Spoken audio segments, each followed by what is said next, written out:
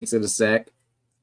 Ah, all right, everybody. So I'm back again after a brief break again with a guest I had on.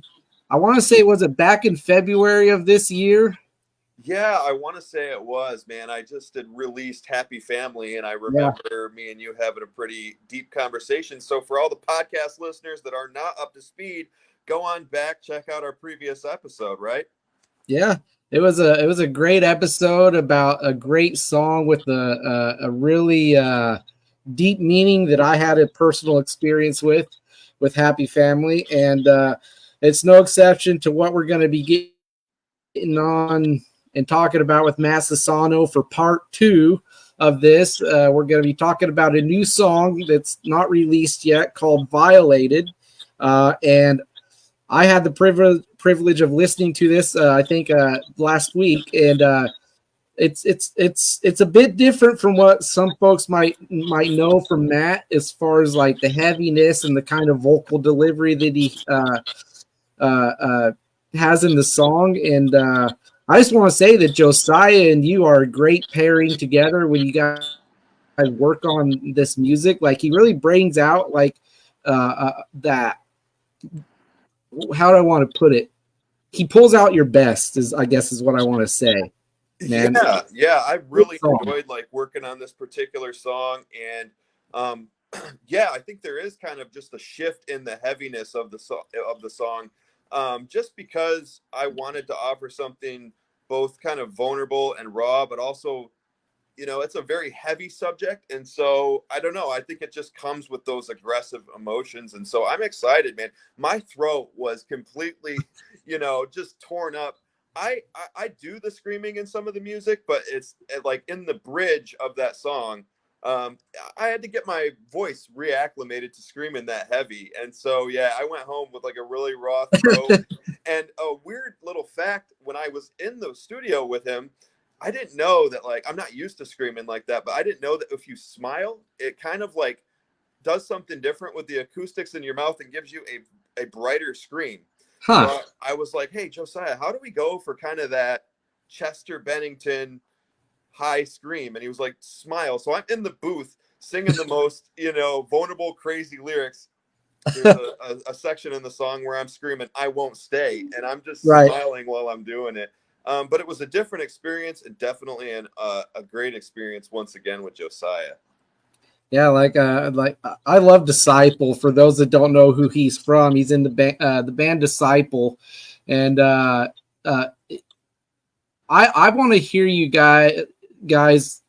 Just I want a full album with you two, like him and you, just hammering it out and just getting like this heavy and like dynamic, like the new song is, just like a whole album of that. And I know that that's not something that you've technically done for a while now, but I'm ready for that full feature, man. Even if it's like a longer EP of just like those deep, like heavy, controversial subjects that people like to shy away from, because Yes. I think you've got a very in tuned kind of way you write those songs and those lyrics and those to really hit the listener, even if they haven't went through it, and connect with them. So I would like you to go ahead and get into Violated and kind of hit the ground running with that and just kind of dissect the song,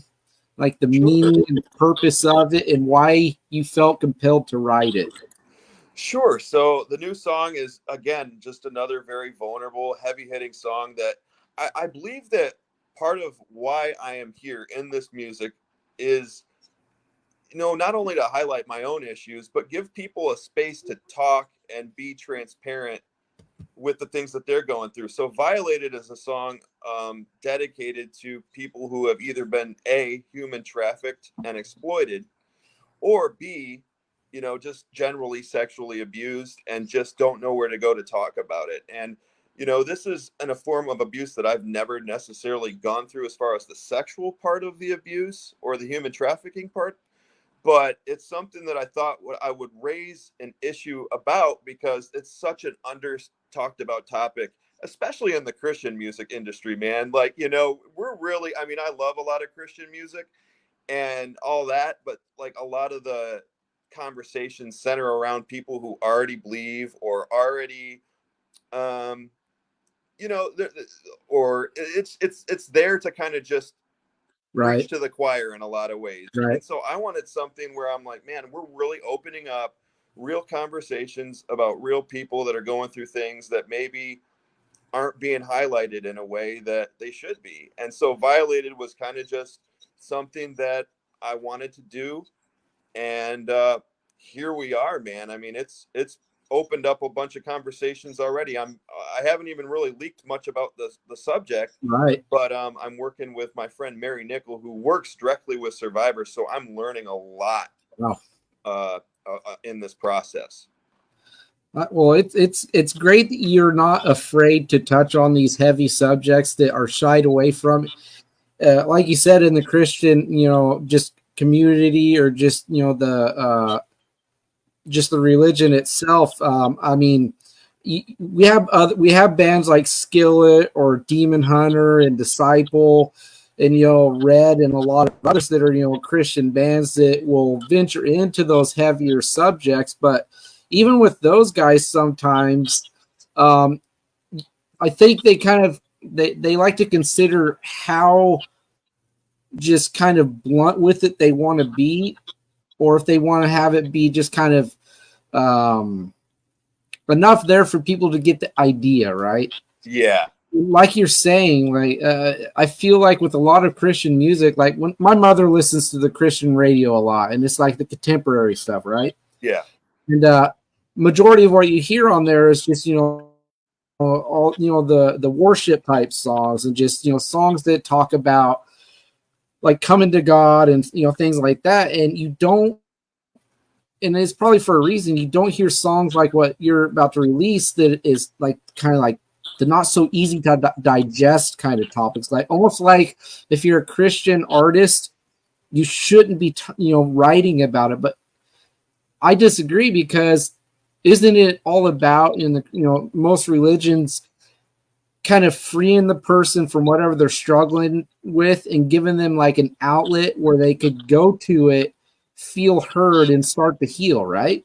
Exactly, man. And that's kind of just like where I really feel like I'm, you know, I guess called for a word to do, because I see so little of it. I mean, there are amazing Christian bands. We named them. You know, there's Yeah. Disciple, there's Skillet, there's Red. There's a whole bunch of them that I just love, and I definitely am a huge fan of. So I'm definitely not downing Christian music by any means, Right. but I definitely I've always wanted, with the intention of my music, to be more than just for Christian people. I love the Right. fact that like I can play or perform for both Christians. I just got done doing Uprise Festival, which was Right. a huge Christian festival, thousands of people showing up, all sorts of things. But I also just love going to like clubs and bars and things like that, and opening up conversations with people that might not believe what I believe, and that's fine. You know, it's like I enjoy the diverse conversations that we can have. And so my music I always viewed as kind of a bridge uh, to people that maybe never heard anything Christian, or maybe, you know, people who are Christian hear me in a church and they're like, man, maybe there's more topics that Christian music should be opening up.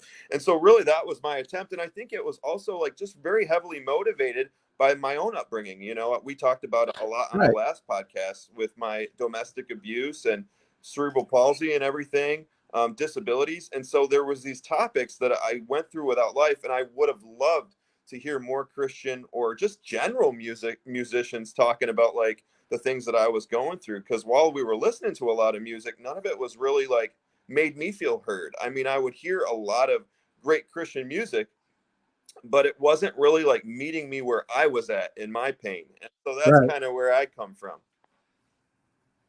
Yeah. That's a big reason why I don't listen to a lot of the contemporary. Like, it's great music, right? I'm not saying that it isn't great music and it doesn't have great meanings behind those songs, because they do, and they reach the right people. But like you're saying, like How long ago was it? Maybe 2000. So let's back up a little bit. I'd known and listened to Christian music since I was pretty little. Like DC Talk, Newsboys, Oh yeah. Audio Adrenaline, and Petra. Oh Who yeah. we were just out with. Striper, and things like that. And all that was great. But then I started to discover the heavier side of the Christian music. With my first, the heaviest band that I listened to at the time was Skillet, and my friend was basically the one that introduced me to them when Alien Youth came out. And I'm like, okay, this sounds like these guys are talking about a lot of the things that I have going on in my head. Yeah. And I loved that.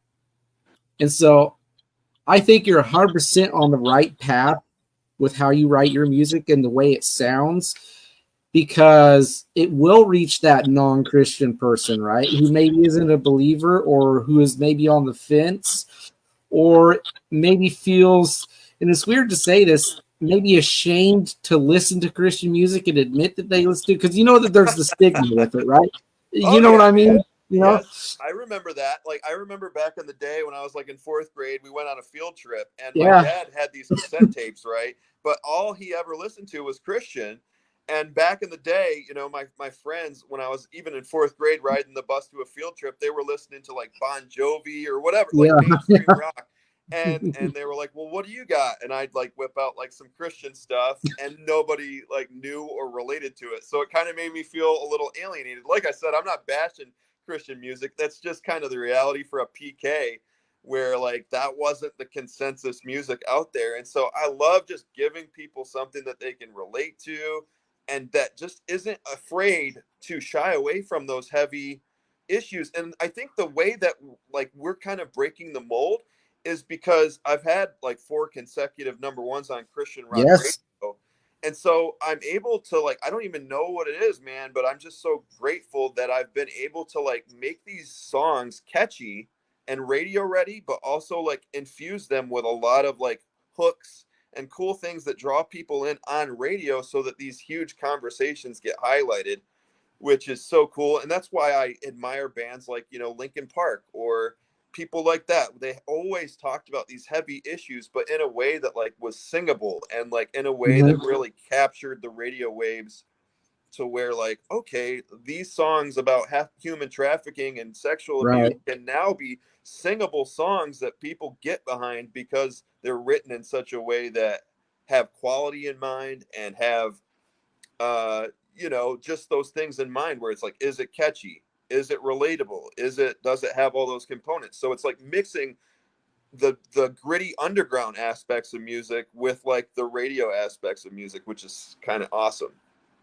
no, I agree, and congrats on those back-to-back number ones, man. It's you did get like you had posted about it, a real skill decide to come along and dethrone the song, Yeah. and but that's good company to keep though with Skillet. So, but I wanted to kind of wind back to Violated and ask you, when you and Josiah were tackling this song, and you particularly, did you run into anything that was kind of hard to kind of overcome with the song? And by that I mean, like, did it come together easy, or did you find yourself at any point maybe doubting if you should bring up what it is you were going to bring up with the song and the direction you're going to go with it? Things like that.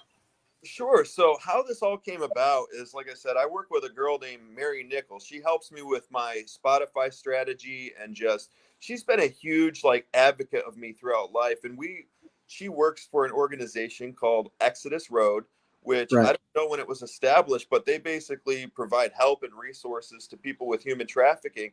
And so just being in her circle, it kind of got me thinking, like, I really want to come up with something where people can talk about this, because it's a heavy issue. And then having her kind of alongside me to kind of like inform me a little bit more about the subject has just been an awesome like godsend, because there's Mm-hmm. subtle things that you wouldn't really think would go along with the songwriting process of a song like Violated. For instance, um, like in the cover artwork, you see the girl and she's kind of like forging forward, and she has like a cross emanating on her chest, and there's these dark hands Like sort of. all these hands, yeah. Yeah, and those kind of represent the oppressive people, or like the things that try to oppress her losing grip.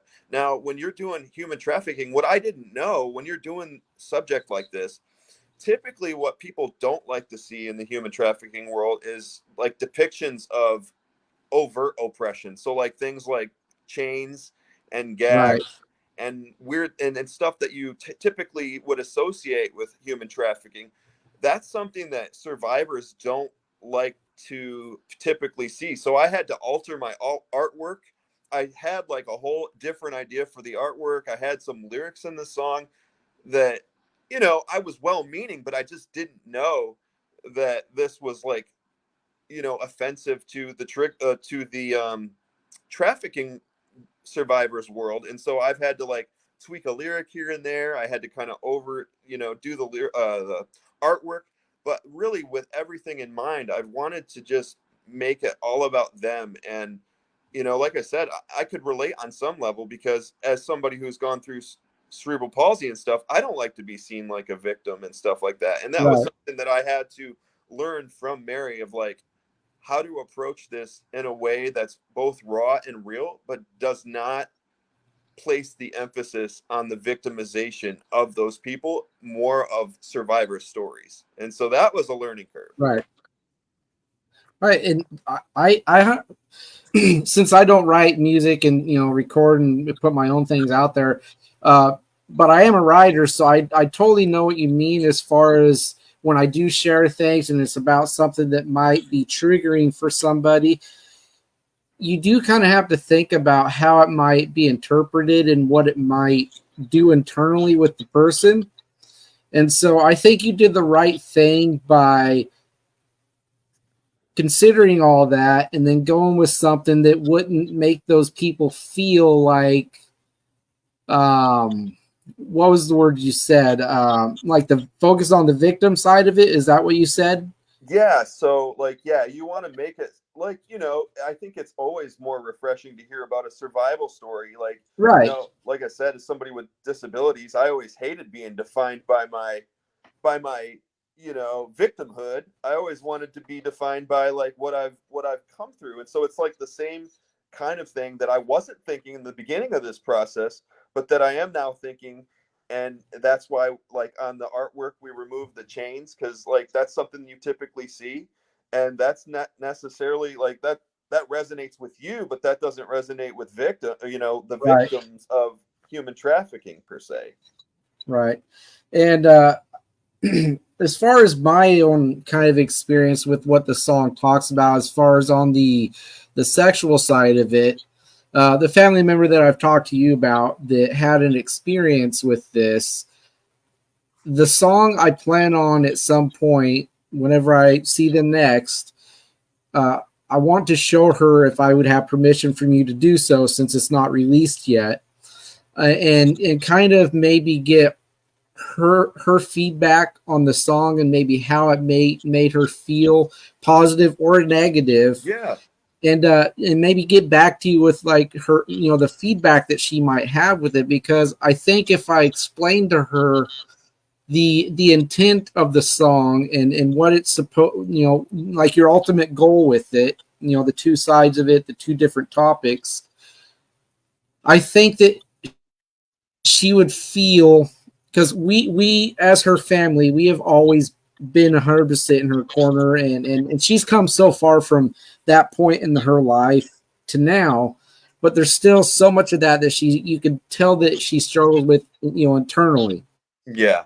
So just as far as being a person who has family that experienced it, I say thank you from the bottom of my heart, because it's always nice to know that people out there care and they want people that came from stuff like that and have trauma from that not being alone, and knowing that they have a place that they could go to if it's not always a family member, they could escape into a song and kind of feel uplifted by it, you Yeah, know? absolutely, man. And if after the fact she wants to reach out to me and just say hey or give feedback, I'm always on Instagram, and so I'm not opposed to dropping her a message and all that. Hopefully she likes the song. We did put a lot of consideration into it. Again, like even in the chorus, there's that line that says, "I won't stay where you left me violated." So I wanted to create something. It was such a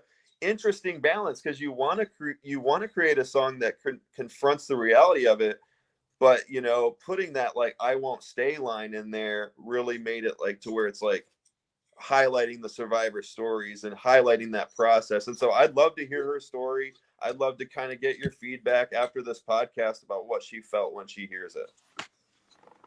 I'm absolutely going to do that. And I do want to bring in one of the parts in the songs that I think hit the hardest is exactly what you were just saying, is when you start doing that scream of saying, I won't stand. It's like, I think that needs to be the mentality with so many things that are out there in the world that people just kind of turn their back to, or turn a different direction from, because they're either afraid to stand against it.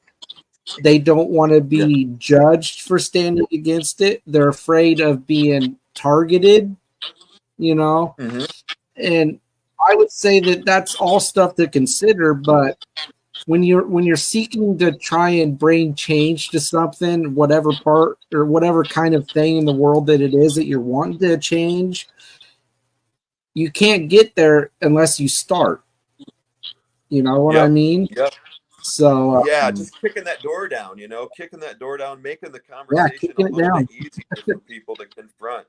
Because, like we were saying, man, it Yeah, is in every aspect of life. Like, even like we were talking about before, in the Christian music industry, I've encountered I mean, this isn't widespread, but I've encountered like weird stories about a particular promoter. I won't mention his name, but he was right. promoting a quote unquote Christian event. And, one of my female friends was on this event, and she was talking to me about how he had been texting her, just like warming her up about things that were inappropriate to talk about. And then what I found out later was that he was actually grooming these people behind the scenes to do like like sexually exploiting them, and so it was a weird thing where she finally severed ties with this guy, but nobody aside from me really knows about this particular incident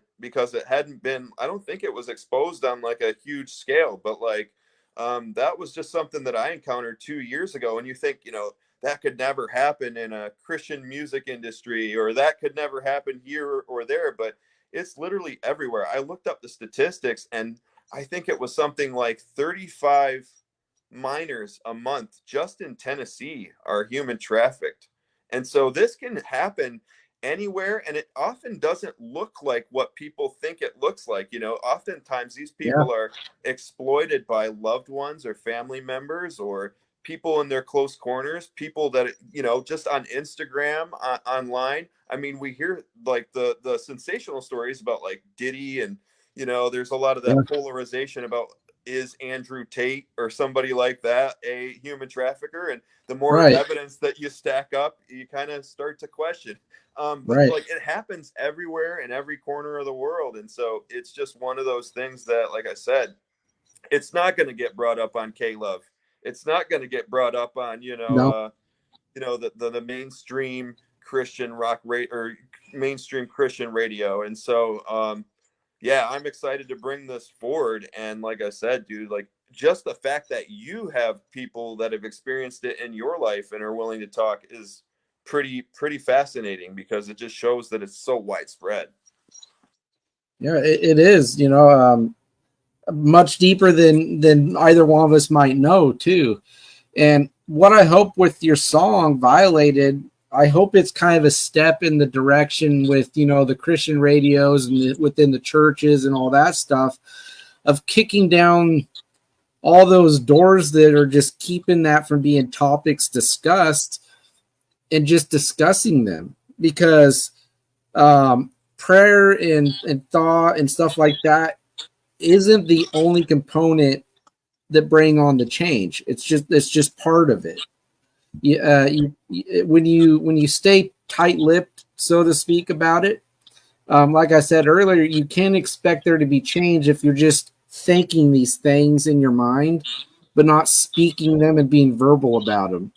Just because you're a Christian radio, or just because you're a Christian network on TV, and of course, you got your politics that go into that of what they're being told they could discuss, and things like that. They should just discuss it. In all honesty, like 100%, I believe that. Like, that's kind of a philosophy in life that I try to live by. Yeah. I want to talk about things that are hard, and even with my own wife and my own family, with what I went through and with what I connect with Happy Family, it does make it hard for me to open up a lot of the time too. But I still get vulnerable, and I make it happen anyway. Uncomfortable conversations are oftentimes, in my mind, conversations that need to happen. Yeah, absolutely, man. And it's one of those things where I think you're right. Like, we're not definitely diminishing the power or like the sentiment behind prayer as well. But, I think that was always something with me, not necessarily going through human trafficking and sexual exploitation, but like, when I was in the thick of my abuse, people would hear you and they would, turn a blind eye in the church, or they'd be like, we're praying for you, but they never really wanted to get their hands dirty in my situation. Right. It almost felt like they were saying, pray for you, as like a means to kind of distance themselves from this Right. conversation, rather And than that's kind of what I meant. you Yeah. know, and so, yeah, I think you're absolutely right in the fact that, prayer is awesome when you're genuine about it. And, I'm not refusing it. I'm not diminishing it, but like oftentimes we use that, or I've heard it used to kind of just be like, yeah, man, praying for you. And then they're out the door. And so, Yeah. yeah, like Yeah. I really want to affect change with this. And like I said, I'm working with Exodus Road, um, an organization with my friend Mary. And so if anybody wants any further information on this to kind of equip themselves with information, go to the exodusroad.com and check it out. This gives you on the site, they have all sorts of stuff. And there's also things like warning signs that, you could, because a lot of times you don't even know. A lot of Yeah. times these survivors don't even know that they're going through things because it's so subtle. It happens with somebody that they love. It's, they feel like they are being, like it's a relationship or something, and these people are just being exploited under their own noses. And Mm-hmm. so, yeah, man, it's a crazy thing.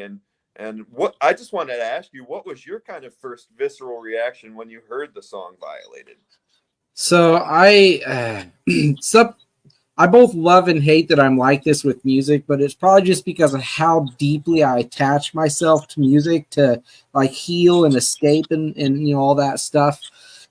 I often find myself putting myself in the song like I'm experiencing what the song is talking about, right? Yeah.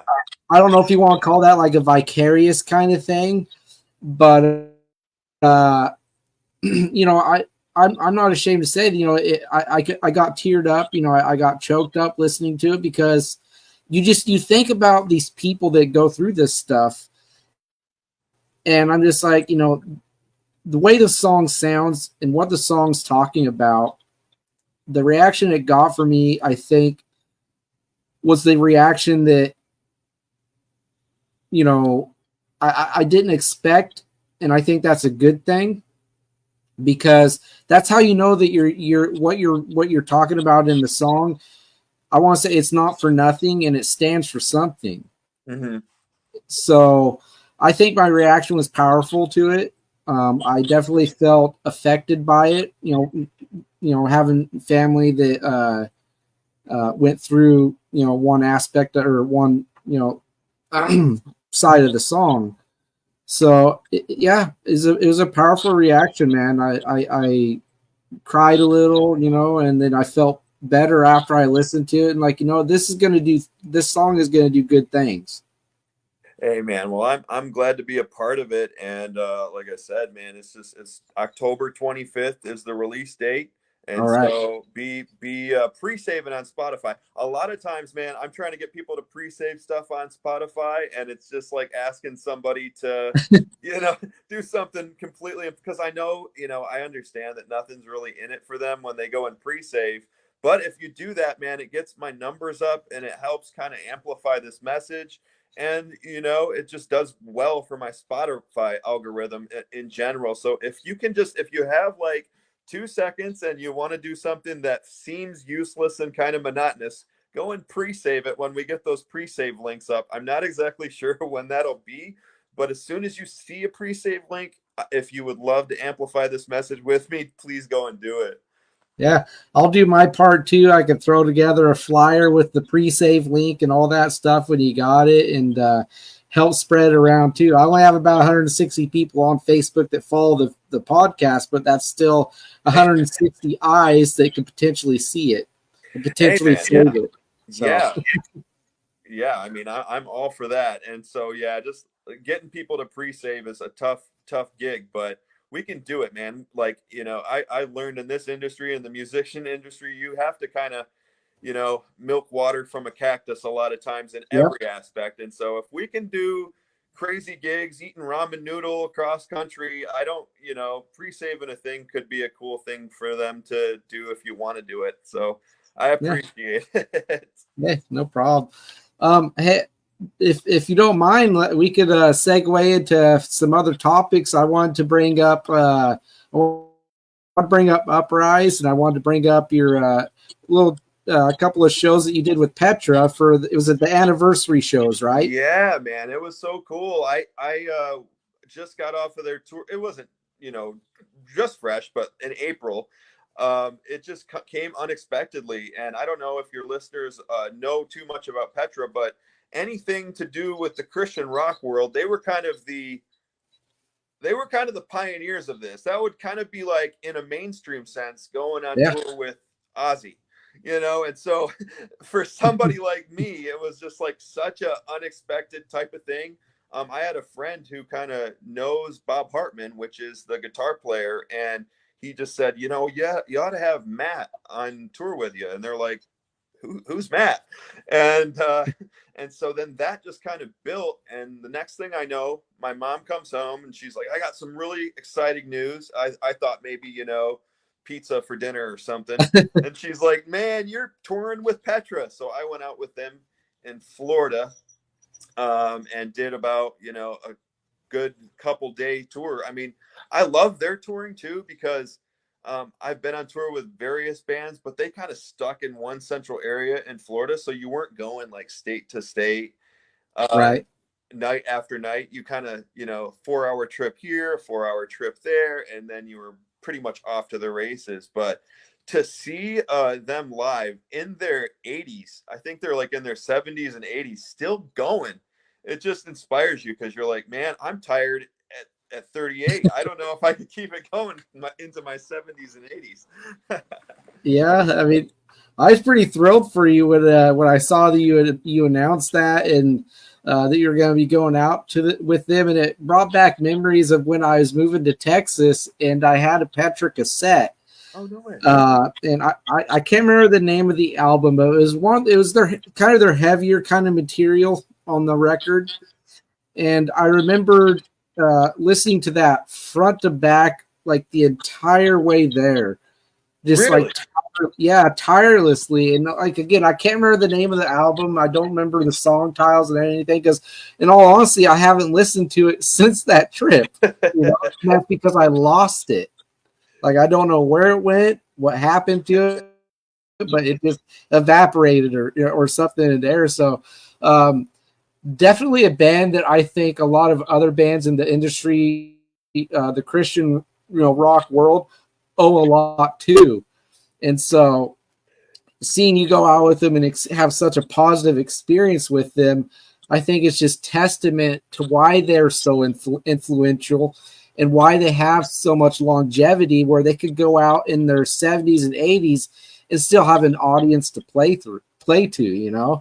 Yeah, it was just such a crazy experience because they did like the meet and greets too, and I Yeah. was sitting like right there with John Schlitt of Petra, and you know, granted they were getting most of the questions. Every once in a while, people would be like, "Who are you?" and "What are you doing here?" But it was just cool being a part of the whole meet and greet experience. You got to kind of like, um, see the behind the scenes, and they are, like I said, I have nothing bad to say usually about a lot of the bands that I've toured with, but they are like 100% just like the real deal and really genuine dudes. You don't always necessarily get that when you're on tour, but these guys, man, they're just like out for it. They're just living out the best parts of their, the best part of their life in Yeah. their 70s, and so it's so cool to see. And I was in the green room with John Schlitt, and he would always, I try to talk to him, because normally, you want to talk to these legends, and the only time you get to talk to them is in the green room. But with him, he was like, all right, he would try to like whisper because he was like, man, I'm in my 70s and I can't like stress my voice as much as I used to. So there was that like burning desire for me to like want to ask him a million questions, but knowing that I have to kind of wait it out. We got to have a lot of great conversations, but him in the green room is just pure focus, and he's like, man, I got to keep my voice quiet. So, it was one of those things. As that tour went on, did you find yourself wishing that there could be a couple more dates to it, so you could be out with them for just a little bit longer? Yeah, man, it was really awesome. And like I said, I got to bring my mom actually joined on the tour. Oftentimes I have to leave everybody behind on the road and stuff. And I think for that tour, it was kind of refreshing because it was not like a long tour. It was just long enough, like 4 or 5 days, where you Yeah. get there, you're doing your thing, and you feel kind of refreshed. But I did want it to last a little bit longer just because, I mean, just the fact that like I said, growing up from a small town, listening to all these bands, like as the least person that people would ever expect. I struggled through school. I couldn't pass a math test. I couldn't, I struggled in every area of my education. Probably the least likely to be suspected to do anything significant in life. And here I am with John Schlitt every night for those 4 nights, and you're just like, I just can't even. This just feels like a movie to me. Yeah, I mean, I could imagine. I When I started this, I didn't ever see myself being able to talk with, uh, his name's also Matt from a band called Simon Says from the early 2000s, late 90s. Yeah. I never saw myself having a friendship with the guy and being able to talk to him, on the phone, texting him and all that, and just, being able to call him a friend. So, like, I know where you're coming from as far as like meeting like heroes and just Yeah. being able to experience like who they are as a person, like seeing the other side of the musician, like just the person, having those like normal conversations you would with a family member or a friend, it's really great. It feels good. Yeah, it does. It's so weird because like on tour, like I got to meet Bob Hartman's son, who is the guitar player for Petra and basically the founder. He's like the brain, not the son, Mhm. but Bob Hartman was the founder of all the ideas. And so, backstage or like before my show, like we would be playing cards, and he's like Bob Hartman's son is really into like RPG, creating his own RPG Oh games. man. And so he would be like, before my concert, I'd be like in the merch area, and he would be creating his own RPG games and stuff like that. And I'd be like, okay, so I'm going to be he was just really into like creating games, and he's a big writer. And so just getting to know them guys as like humans rather than like, Christian rock legends and all that stuff was just really, like, you're right. It's just such a weird experience. When did you have Simon, the Yeah. guy from Simon Says on the podcast? So he was actually my first guest. I had him on, I think it was a little bit into December of last year, I want to say. And then I've had him on 3 or 4 times actually. And yeah, he's always been super supportive of my podcast, and like he's always willing to, come on and just chat about either their band or whatever, because they were inactive for just over 2 decades, believe it or Yeah. not. And he's almost 50 now, and he's up there. They're up there playing these like real heavy songs that are screaming, just demand a lot vocally. It fit almost 50, and he jokes with me about, he's like, oh, I'm up there and I can't, jump around, do those like 20, 30 foot like jumps off of risers and like the drum sets and all that like I used to, because if I did, I'd probably break a hip or something like that. So, but yeah, he was my actual first podcast episodes with him back in, I believe, December. So I probably have lost my rock and roll certification. I'm not as I'm not as like well versed in Simon Says, but now I really want to get off this podcast and like check out some of their songs. Where's a good place or a good song to start? Well, so not that you shy away from this stuff, because I know you listen to all kinds of stuff, right? It doesn't matter if there's language. I don't know if you listen to a lot of stuff that has language in it, or if it's something that bothers you, but all their stuff is on iTunes now, and you can also find it on Spotify and YouTube. But if I wanted to say a good introductory song with them, start with Life Jacket. The song Life Jacket off of their first major label record. It's probably their most accessible song. Mm-hmm. And they've also recently re-recorded it on an EP that you could get on their Bandcamp, along with a new song they have out called Across the Fire, which I think is great. I love the song. But and then for heavier stuff off of their Shut Your Breath record, it's a super heavy record, and it's pretty negative. They are pretty angry about the industry and what they experienced in it, being on a major label and all that Oh, stuff. sure. So if you listen to it, be prepared for a lot of just angry, heavy, just music like that. I love it. It's one of my favorite records. They're pretty much my favorite band. So if you want to check them out, that's where you can find them. Hey man, what's that first song again? It's Jump. Life Jacket. All right, I will listen to Life Jacket. What's the lead singer's name? Matt Franks. Matt, what's going on? This is another Matt. I am going to listen to Life Jacket. So my name is Matt Sassano. You don't know me, but I am going to listen to your song. If you listen to my song Violated, I am urging you to listen. And I know Will is here. He's saying you should too. So Matt, Yes, I'm going to check you out. And hopefully you'll check me out as well, man. I sure hope so. And then going on, I want to ask you about your experience at Uprise Fest now. Yeah. Get some insight into that. Dude, that was such a great experience, man. Oftentimes, like a lot of these shows are, I love both big and small shows, but, you're doing a lot of like backwoods churches, different, clubs, whatever. But to get to Uprise was an amazing experience because just the level of people that are there, man, that was like 8,000 people. And, Yeah. getting to kind of hang out once again, seeing people that basically love and adore in the rock world, right there. Like I was just walking around and I happened to stumble upon John Cooper in a tent speaking to a bunch of people. Yeah, he posted about that. Yeah. And right now, like I said, we've got kind of a beef going on because his song is beating Yeah. mine. So if he sees this podcast by chance, John, I'm coming for you with Violated. We're going to beat you. We're going to throw you off the chart. But I saw him down at Uprise and he was speaking to a bunch of people. I never did get the chance to chat with him or anything.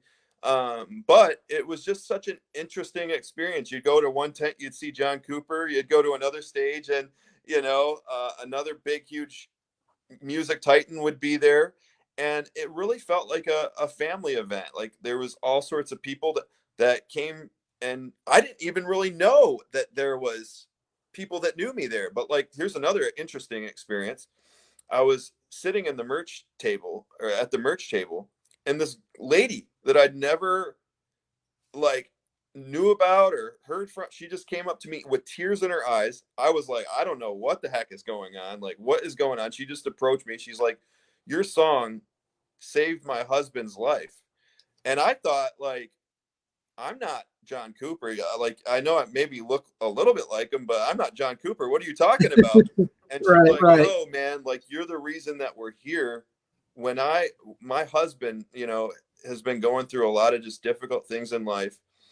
And He's very reclusive, and when I was at work one day, he had a gun to his head supposedly, and somehow the song "Dear God" came on, and he literally like put the gun down and reconsidered everything. Then he found out months later that I was going to be at Uprise. He was kind of waffling on like buying the tickets or not to buy the Right. tickets. And when he found out I was going to be there, he bought the tickets, and I got to meet him like outside. And so I gave him like a t-shirt. I got to hang out with him, pray with him, and talk to him. And so that was just a really interesting experience that kind of just made because I didn't know anybody knew who the heck I was, or people are listening out there or whatever. And so Well, to hear man, that, like that. Let's frame it this way. You obviously don't have like this big ego, right? You're just like this easygoing guy, loves yeah, making music, loves, impacting people's lives, in positive ways.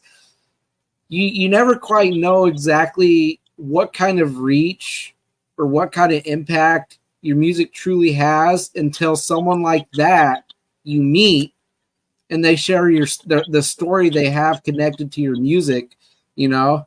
So I would say never doubt like your reach as an artist, and that what you write about doesn't save lives, because that just goes to show you that it does.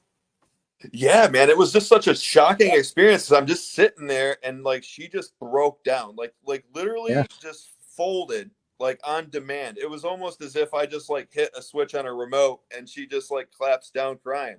And I was like, "What is this lady's issue?" And she's like, "Dude, your song just completely saved my husband's life." And then I went outside. I kind of left the group at the merch table just to go meet this guy. And so it was just like I said, there was a combination of just like the nostalgia of seeing also so many rock titans and music titans in the Christian industry, and then stories like that where you're just like, Yeah. I can't believe that that just happened. Yeah. So that was Uprise You were meant basically in a nutshell, man. Yeah, you were meant to be there probably for that reason, man. Have that lady come up to you and share that with you, and meet the guy. It's honestly weird because I don't even know how I got on the roster. Like, I guess they were asking people who would you like to see at Uprise, and then a lot of people said me. So I was like, hey man, we'll take it. But Okay. I had no, like, a lot of this stuff that happens to me, I don't even necessarily like pursue. Now I will say, like, I do work hard. There's a lot of like effort that goes into creating songs and getting into studio, and like it does get tiring, but like a lot of doors that open, I Hmm. don't necessarily have anything to do with. It's weird how it just kind of happens. It's just like, Yeah. wow, I'm at Uprise now. I'm with Petra now. I don't know how that all happened. It just goes to show that hard work pays off in Yeah. ways that you won't expect sometimes. Yeah, man. I'm excited to see what's next. Like I said, we've been really like working on our online presentation, getting things ready. We'd really love to up our online stats so that we can continue to play like even bigger shows, not for the sake of my ego, but just because I'm not old, but I like travel, but I don't Hmm. necessarily always love, I'd like to get to the point where I'm picking shows that I want to do rather than going out and doing like a ton and like tiring because my stepdad, I don't drive, and so he helps me with a lot of the tour stuff, and he's got neuropathy and diabetes, and so he's helping set up and he's helping do all this stuff. I'd like to get to a point where when we do go, it's going to be impactful in front of more people, and that we're not just killing poor Steve out there, my stepdad, with the setup and teardown of everything, because he's getting up there. Yeah. I'm going to make a prediction. Whether it's next year or the year after, you're going to see your name up with Skillets as an opener. What? Oh man. Yeah, I'm gonna say, man, like you didn't expect Petra, you didn't expect Uprise, so I would say expect what isn't expected, because your music obviously has that reach, and it obviously has that impact on people to want you to be at festivals and play shows. So I'd say nothing is impossible, nothing is out of reach. Hey, man. Well, this is a message to John Cooper. My name is Matt Sassano. Right now, we're currently beefing on the charts. You beat me with Unpopular on the CMW charts, but I'm coming for you with Violated. But I would love a tour spot. So, John, if you ever get a few extra dates, I'd love to come join you. You know, I think a lot of people might think my song is better. You don't have to be jealous about that. Just I'm just kidding, man. But yeah, I would love to join you. So, John, let's make it happen. Let's make Will's prediction happen. Yeah, I hope it does. Like I'd even love to see you go out with Disciple, and bands like that. That'd be really awesome.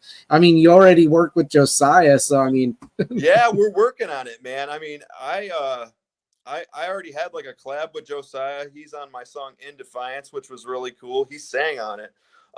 yeah. So that was a really cool experience. And I would love to go out for a few dates with Disciple. I don't know exactly what they're up to right now. I think they're actually in Germany or something like that. Oh But wow, when they get back in the States, yeah, that'd be something to look at because it would just make sense. You know what I it mean? would I'm it would working make with the sense. guy. I'm working with Josiah. We've had 4 consecutive number ones on Christian rock radio, which ain't, nothing to sneeze at. So I'm thinking you're right, man. We'll see what happens. I'm crossing my fingers. Yeah, me too. I hope all those things happen for you. And then I want to ask, so as far as music goes, like what's next? Are we going to see another kind of do it yourself kind of approach video for like Violated? More songs coming out. What can you Yeah. say right now? So there's a little bit of all of that. So like I've been working with a new guy named Josh Federhoff. He is kind of my marketing director right now, and he was actually at Uprise. This is a part of the story that I forgot to give you, but I guess he'd been following me for 4 years. We got to know each other a little bit. I had no idea he worked for a Shark Tank company called Flex Screen, and he Huh. does all their social media. So if you ever looking for a good product, Flex Screen, but he didn't. I didn't know anything about this guy, and I go to Uprise, and we just kind of became friends over the course of just bumping into each other in festivals. And he's like, "Yeah, man, I actually work for Flex Screen, and like I've been up in their social media numbers and everything, and I just would love to come and work with you." And I was like, oh my gosh. So what's going to happen with this is that we're actually going to be filming a music video for Violated sometime here soon. He's going to be at the head of that. And then shortly after that, I'll be releasing a new song that's a little bit of a different side. So it's a little, a little less heavy, a little less aggressive, maybe a little more for the, it's got a deep story, but the song in itself is very much more light and kind of chill. So Mhm. yeah, getting everybody pumped up for this new music video and then like a new song release. I like to at least try to do 2 songs a year because they always kind of climb on the radio, which is awesome. And Right. then as soon as they kind of come down, I like to release a new song. So we'll see what happens. I'm excited for all that, especially the video for Violated and the other new song you're working on. Have you considered doing a lyric video as Oh well? yeah. Oh yeah. We're gonna be doing a lyric video as well for Violated, so be on the lookout for that. My friend Kevin Jackson, who does a lot of the mixing of my music, also does a lot of the lyric video. So shout out to Kevin Jackson. We'll be having a lyric video and a full-fledged music video out for Violated here soon. So everybody, please look out for that watches this and put it on your radar counter or whatever you want to say. Yeah. Well, Yeah, I appreciate you having me on, man. I don't know if there's any subjects that we yeah, haven't hit, but it's always been it flies. It just always flies. it does fly. It's almost an hour in now at this point. We're killing it, dude. Yeah, I mean it's been too long, man. Like I didn't expect the time between having you on to take this long, but I do recall us saying something along the lines of when there's music coming out. So it happened when it was supposed to. Hey, man. Well, I really appreciate you having me on, and just another reminder to the listeners: go and stream Violated, coming out October 25th. And I got a website, mattsassano.com, and you can also find me on all the social media platforms. So it's been a real honor. Like I said, I'll follow up with you about the person you were talking about that had gone through in your family, what Violated is all about, and I'd love to hear her insight, on everything. Absolutely. Hey, man. Yeah, I had a lot of fun, man. It was great. Well, Always is. I appreciate you, man, and we'll keep rocking, Yeah. brother. Yeah, for sure. So I'm gonna go ahead and end the live stream, but if you want to hang around for another few minutes when we're off air, we can before we depart.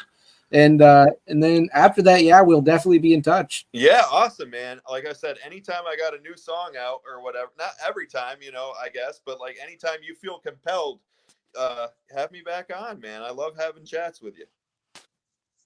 Absolutely.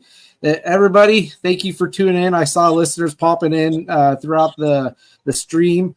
This is going to be going up on YouTube as per usual, and it will already be up on the Liars Pastors Facebook page pretty much as soon as I hit this end stream button. It'll be available on there to go back through. Alrighty. Everybody have a great day, and I hope you're all well. Thanks for tuning in.